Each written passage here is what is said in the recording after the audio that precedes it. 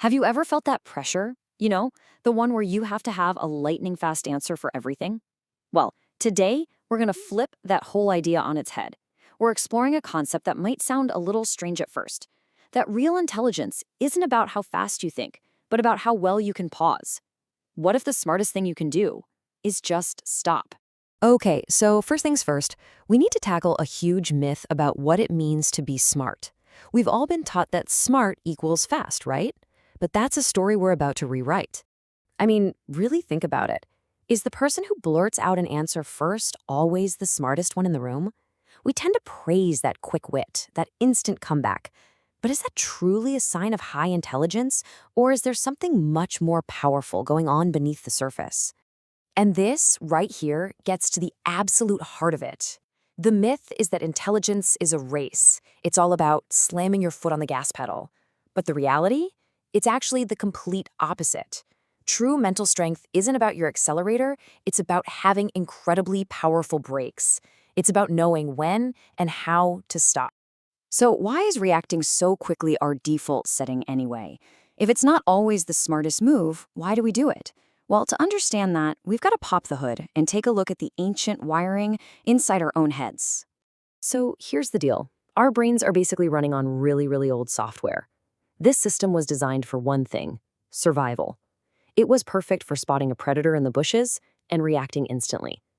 But here's the problem. That same ancient wiring sees a stressful email or a nasty comment online and treats it like a saber-toothed tiger. It's built for raw speed, not for modern-day wisdom. So if we're all walking around with these hair-trigger brains, how do some people manage to stay so calm and collected? How do they handle that ancient impulse? This, my friends, is where we find their secret weapon, the power of the pause. So how does this actually work? Well, the first tool in the toolbox is something with a fancy name: cognitive inhibition. But don't worry about the term. Just think of it as your brain's emergency brake. It's the skill that lets you ignore that buzzing phone when you're trying to focus. And more importantly, it's what stops you from firing back a knee-jerk reply in a heated argument. All right, so you've hit the brakes. Now what? That's where executive control comes in. If cognitive inhibition is the brakes, you can think of this as the CEO of your brain. It's the command center that takes over and says, okay, hold on. Let's not just react. Let's use our memory, let's think flexibly, and let's use some self-control to decide on the best next move. It's what chooses where you put your focus. Now, when you put these two skills together, the brakes and the CEO, they create something absolutely crucial. It's called the mental gap. This is that tiny, precious moment of pause between something happening and you doing something about it. It might only last a second, but that little space, that's where all intelligent decision-making is born.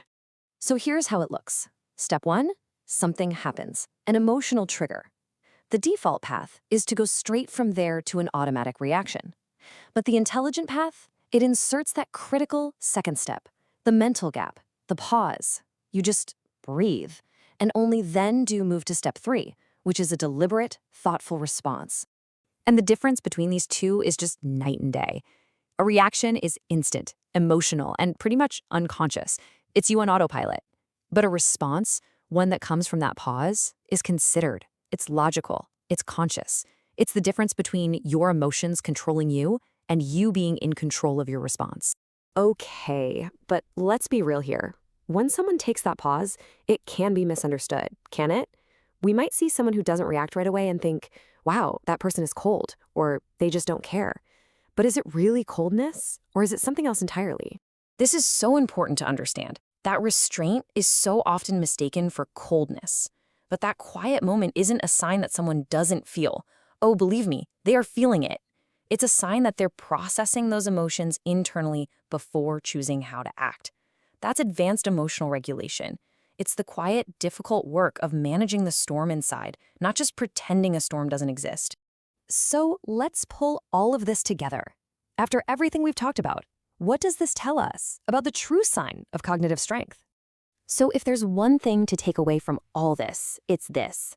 True intelligence isn't about being a robot and suppressing your feelings. Not at all. It's about feeling everything, the anger, the frustration, the joy, but having the skill to wisely navigate those emotional waters. The power isn't in what you feel, it's in what you do next. And that leaves us with a really practical question. The next time you feel that flash of anger, that sting of criticism, that almost irresistible urge to react, what will you do in the gap? Because that's your moment. That's your power. The true genius isn't in the reaction, it's in the pause.